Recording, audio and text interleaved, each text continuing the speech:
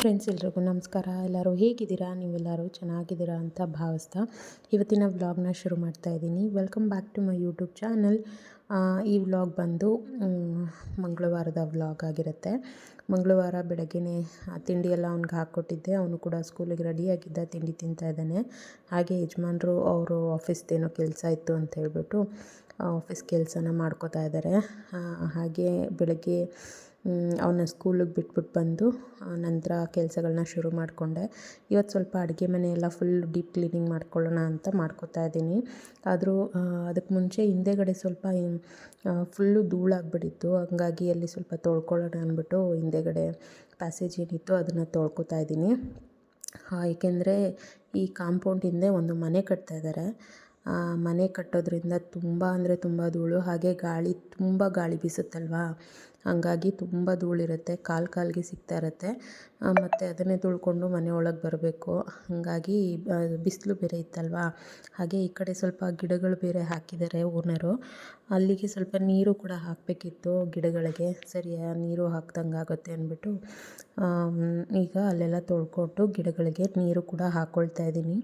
ಹಾಗೆ ಯಾರೆಲ್ಲ ಹೊಸದಾಗಿ ನನ್ನ ಚಾನಲ್ ನೋಡ್ತಾ ಇದ್ದಾರೆ ದಯವಿಟ್ಟು ಸಬ್ಸ್ಕ್ರೈಬ್ ಮಾಡ್ಕೊಂಡು ನೋಡಿ. ವಿಡಿಯೋ ಇಷ್ಟ ಆದರೆ ಪ್ಲೀಸ್ ಲೈಕ್, ಶೇರ್, ಕಮೆಂಟ್ ಮಾಡಿ ಸಪೋರ್ಟ್ ಮಾಡಿ ಅಂತ ಕೇಳ್ಕೊತಾ ಇದ್ದೀನಿ. ಇನ್ನಷ್ಟು ಜನರಿಗೆ ಶೇರ್ ಮಾಡಿ, ಸಬ್ಸ್ಕ್ರೈಬ್ ಮಾಡಿಕೊಂಡು ವಿಡಿಯೋನ ನೋಡಿ ಸಪೋರ್ಟ್ ಮಾಡಿ ಅಂತ ಕೇಳ್ಕೊತಾ ಇದ್ದೀನಿ. ಹಾಗೆ ಇಲ್ಲೆಲ್ಲ ನೀರೆಲ್ಲ ಹಾಕ್ಕೊಂಡು ಆನಂತರ ಅಡುಗೆ ಮನೆ ಸ್ವಲ್ಪ ಕ್ಲೀನ್ ಮಾಡ್ಕೊಳ್ಳೋಣ ಅಂತೇಳಿ ಸ್ವಲ್ಪ ಡೀಪ್ ಕ್ಲೀನಿಂಗೇ ಮಾಡ್ಕೊಳ್ಳೋಣ ಅಂತ ಅಂದ್ಕೊಂಡಿದ್ದೀನಿ. ಇನ್ನೇನು ಹಬ್ಬ ಬರ್ತಾಯಿದೆ, ಶಿವರಾತ್ರಿ ಹಬ್ಬ ಬರ್ತಾ ಇದೆಯಲ್ವಾ, ಹಂಗಾಗಿ ಸ್ವಲ್ಪ ಅಡುಗೆ ಮನೆ ಕ್ಲೀನ್ ಮಾಡ್ಕೊಳ್ಳೋಣ ಅಂತ. ಏಕೆಂದರೆ ನಾವು ಕೂಡ ಬೆಟ್ಟಕ್ಕೆ ಹೋಗಬೇಕು. ಇದು 3ನೇ ವರ್ಷ. ನಾವು ತಾಳ್ಬೆಟ್ಟದಿಂದ ನಡ್ಕೊಂಡು ಹೋಗ್ತೀವಿ. ತಾಳ್ಬೆಟ್ಟದಿಂದ ಬೆಟ್ಟದವರೆಗೂ ನಡ್ಕೊಂಡು ಹೋಗ್ತೀವಿ ನೈಟು. ಇದು 3ನೇ ವರ್ಷ. ಲಾಸ್ಟು 2 ಇಯರ್ಸು ಹೋಗಿ ಬಂದ್ವಿ. ಇದು 3ನೇ ವರ್ಷ. ಸೊ ಇವತ್ತು ಹೋಗೋಣ ಅಂತ ಅಂದ್ಕೊಂಡಿದ್ದೀವಿ. ಹಾಗಾಗಿ ಸ್ವಲ್ಪ ಮನೆಯೆಲ್ಲ ಕ್ಲೀನ್ ಮಾಡ್ಕೊಳ್ಳೋಣ, ಹಬ್ಬನೂ ಹತ್ರ ಬರ್ತಾಯಿದೆ ಅಂತ ಹೇಳ್ಬಿಟ್ಟು ಈಗ ಎಲ್ಲದನ್ನು ಕೂಡ ತೆಗಿತಾ ಇದ್ದೀನಿ. ಡಬ್ಬಗಳೇನಿದೆ, ಕಾಳು ಡಬ್ಬಗಳು, ಹಾಗೆ ರೇಷನ್ ಕೂಡ ಆಲ್ಮೋಸ್ಟ್ ಖಾಲಿಯಾಗಿತ್ತು.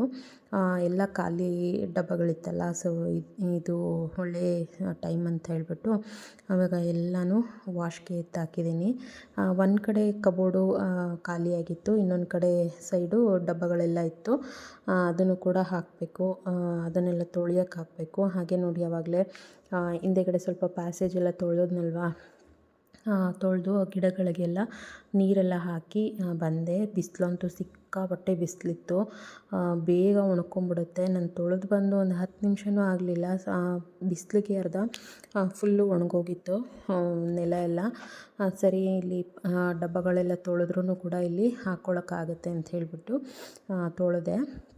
ಮತ್ತು ಬಟ್ಟೆನೂ ಕೂಡ ವಾಷಿಂಗ್ ಮಿಷಿನ್ಗೆ ಹಾಕಿದ್ದೀನಿ. ಒಂದು ಕಡೆ ಆ ಕೆಲಸನೂ ಆಗಲಿ, ಇನ್ನೊಂದು ಕಡೆ ಈ ಕೆಲಸನೂ ಆಗಲಿ ಅಂತ ಹೇಳಿಬಿಟ್ಟು. ಯಜಮಾನ್ರದ್ದು ಸ್ವಲ್ಪ ಜೀನ್ಸ್ ಪ್ಯಾಂಟೆಲ್ಲ ಇತ್ತು. ಅವರು ಆಫೀಸ್ಗೆ ಅಂದರೆ ಅವ್ರ ಬಟ್ಟೆಗಳೆಲ್ಲ ಪ್ಯಾಂಟು ಶರ್ಟೆಲ್ಲ ಒಂದು ವಾರಕ್ಕೆ ಇಲ್ಲ 15 ದಿವಸಕ್ಕೆ ಹಾಕ್ಬಿಡ್ತಾರೆ. ಅವ್ರದ್ದು ಜೀನ್ಸ್ ಪ್ಯಾಂಟೆಲ್ಲ ಇತ್ತು. ಶರ್ಟೆಲ್ಲ ಒಗೆದಾಕಿದ್ದೆ, ಜೀನ್ಸ್ ಪ್ಯಾಂಟ್ ಇತ್ತು, ಅದನ್ನು ಕೂಡ ಇವಾಗ ವಾಷಿಂಗ್ ಮಿಷಿನ್ಗೆ ಹಾಕಿದ್ದೀನಿ. ಒಂದು ಕಡೆ ಬಟ್ಟೆ ಕೆಲಸ ಆಗ್ತಾಯಿದ್ರೆ ಇನ್ನೊಂದು ಕಡೆ ಈ ಅಡುಗೆ ಮನೆ ಕೆಲಸನೂ ಕೂಡ ಆಗುತ್ತೆ ಅಂತ ಹೇಳಿಬಿಟ್ಟು ಮಷಿನ್ಗೆ ಹಾಕಿಬಿಟ್ಟು ಈಗ ಡಬ್ಬಗಳೆಲ್ಲ ತೊಳ್ಕೊತಾ ಇದ್ದೀನಿ. ಏನಂತ ಗಲೀಜಾಗಿರಲಿಲ್ಲ, ಏಕೆಂದರೆ ನಾನು ಏನು ಖಾಲಿ ಆಗುತ್ತೆ ಡಬ್ಬಗಳು ಆವಾಗ ತೊಳೆದಿಟ್ಕೊಂಡ್ಬಿಡ್ತೀನಿ ಒಂದೊಂದೇ. ಹಂಗಾಗಿ ಏನೂ ಜಿಡ್ಡಂತ ಏನೂ ಆಗಿರಲಿಲ್ಲ. ಇವಾಗ ಸ್ವಲ್ಪ ಎಲ್ಲನೂ ಕೂಡ ದಿನಸಿ ಎಲ್ಲ ಆಲ್ಮೋಸ್ಟು ಖಾಲಿಯಾಗಿತ್ತು. ಇವಾಗ ಹಬ್ಬಕ್ಕೆ ತರಬೇಕು ಎಲ್ಲ ದಿನಸಿನೂ. ಇನ್ನೂ ಸ್ವಲ್ಪ ಇದೆ, ಅದನ್ನೆಲ್ಲ ಇರೋದನ್ನು ಹಾಕಿಡೋಣ, ಇಲ್ಲದೇ ಇರೋದನ್ನು ತಂದ್ಕೊಳ್ಳೋಣ ಅಂತ ಹೇಳ್ಬಿಟ್ಟು ಇವಾಗ ಎಲ್ಲನೂ ವಾಶ್ ಮಾಡ್ಕೊತಾ ಇದ್ದೀನಿ.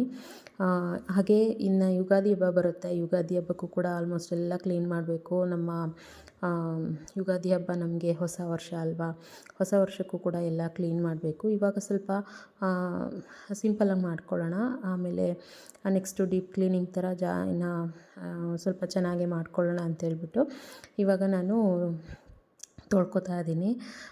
ಹಾಗೆ ಇವಾಗ ಡಬ್ಬಗಳು ನಾನು ಇದನ್ನು ಮೀಶೋಯಿಂದ ತರಿಸಿದ್ದೆ. ಸೆಟ್ ತುಂಬ ಚೆನ್ನಾಗಿದೆ. ನಾನು ಆಲ್ಮೋಸ್ಟ್ ಇದನ್ನು ತರಿಸಿ ಸುಮಾರು ಒಂದು 3 ವರ್ಷ ಆಯಿತು ಅಂತ ಅನ್ಕೋತೀನಿ. ತುಂಬ ಚೆನ್ನಾಗಿದೆ, ಕ್ವಾಲಿಟಿ ವೈಸ್ ಅಂತೂ ತುಂಬ ಚೆನ್ನಾಗಿದೆ. ಮತ್ತು ಲಿಡ್ಡು ಅಷ್ಟೇ, ಲಿಡ್ಡು ಕೂಡ ಯಾವುದೇ ಥರ ಲೂಸ್ ಆಗೋದು ಆ ಥರ ಎಲ್ಲ ಏನೂ ಇಲ್ಲ. ತುಂಬ ಲಿಡ್ಡೆಲ್ಲ ತುಂಬ ಚೆನ್ನಾಗಿ ಕ್ಲೋಸ್ ಆಗುತ್ತೆ. ತುಂಬ ವರ್ತ್ ಅಂತಲೇ ಅನ್ಬೋದು. ಸೊ ನಾನು ತರಿಸಿದಾಗ ಒಂದು 400 ರುಪೀಸ್ ಏನೋ ಅನ್ಕೋತೀನಿ. 12 ಬಾಕ್ಸ್ಗಳು ಬಂದಿತ್ತು.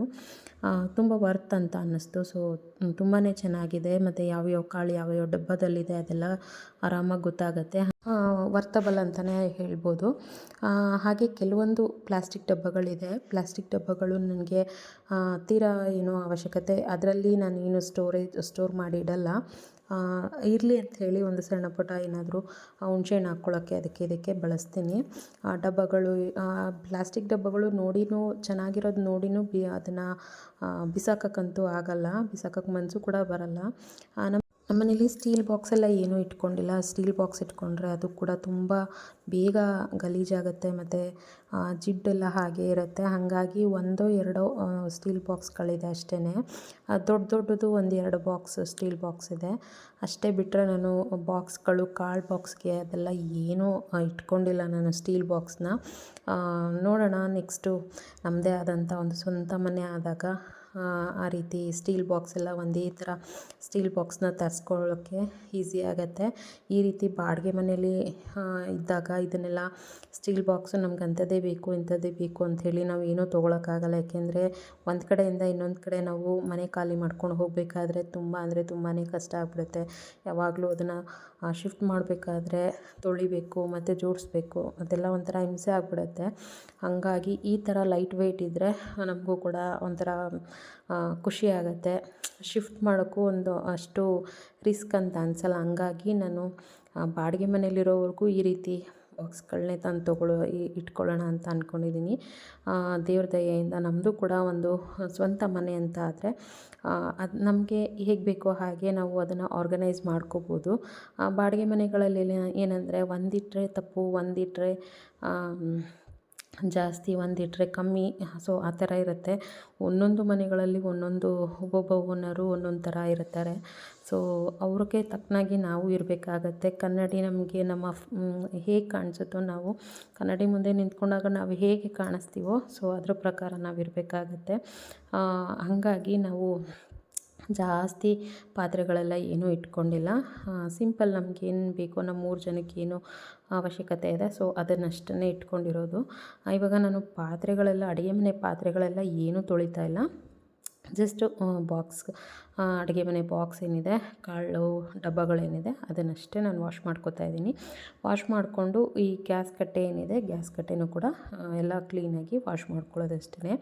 ಹಾಗೆ ಎಲ್ಲ ಮಾಡ್ಕೊಳ್ತಾ ಇದ್ದಂಗೆ ಬಟ್ಟೆನೂ ಕೂಡ ಆಯಿತು. ಬಿಸಿಲಿತ್ತಲ್ವ, ಜೀನ್ಸ್ ಪ್ಯಾಂಟ್ ಬೇರೆ ಬೇಗ ಒಣಕ್ಕೊಳ್ಳಿ ಅಂದ್ಬಿಟ್ಟು ತೊಗೊಂಡೋಗಿ ಹಾಕ್ತಾಯಿದ್ದೀನಿ. ಸೊ ಬಿಸಿಲು ಅಂತೂ ಸಿಕ್ಕಾಪಟ್ಟೆ ಬಿಸಿಲು. ಈಗ ಇನ್ನು ಶಿವರಾತ್ರಿನೂ ಕೂಡ ಮುಗ್ದಿಲ್ಲ, ಆಗಲೇ ಎಷ್ಟು ಬಿಸಿಲು ಹೊಡಿತಾ ಇದೆ. ಅದೇ ಸಂಜೆ ಆಯ್ತಾ ಫುಲ್ಲು ಚಳಿ ಆಗುತ್ತೆ. ಫುಲ್ಲು ಚಳಿ ಆಗುತ್ತೆ ಮತ್ತು ಫುಲ್ಲು ಗಾಳಿ ಬೀಸುತ್ತೆ. ಸೊ ಆ ಥರ ಇದೆ ವೆದರು. ಹಾಗಾಗಿ ಇವಾಗ ಜೀನ್ಸ್ ಪ್ಯಾಂಟ್ ಆಗಿರೋದ್ರಿಂದ ಸ್ವಲ್ಪ ಬೇಗ ಒಣಕ್ಕೊಳ್ಳಿ ಅಂತೇಳ್ಬಿಟ್ಟು ಹಾಕ್ಕೊಳ್ತಾ ಇದ್ದೀನಿ. ಹಾಗೆ ಇನ್ನೇನು ಸ್ವಲ್ಪ ನಾನು ಕೂಡ ಮನೆಯೆಲ್ಲ ಕ್ಲೀನ್ ಮಾಡಿಕೊಂಡ್ರೆ ಇಲ್ಲಿ ನಮ್ಮ ಮನೇನ ನೆಕ್ಸ್ಟು ನಮ್ಮ ಅತ್ತೆ ಮನೆಯೆಲ್ಲ ಕ್ಲೀನ್ ಮಾಡೋದಿರುತ್ತೆ. ಯಾಕಂದರೆ ಈಗ ನನ್ನ ಮೈದನ ಮದುವೆ ಕೂಡ ಫಿಕ್ಸ್ ಆಗಿದೆ ಅಲ್ವಾ. ನಾನು ಲಾಸ್ಟ್ ಒಂದು ವೀಡಿಯೋದಲ್ಲಿ ನನ್ನ ಮೈದನ ಎಂಗೇಜ್ಮೆಂಟ್ ವೀಡಿಯೋ ಕೂಡ ಹಾಕಿದ್ದೆ.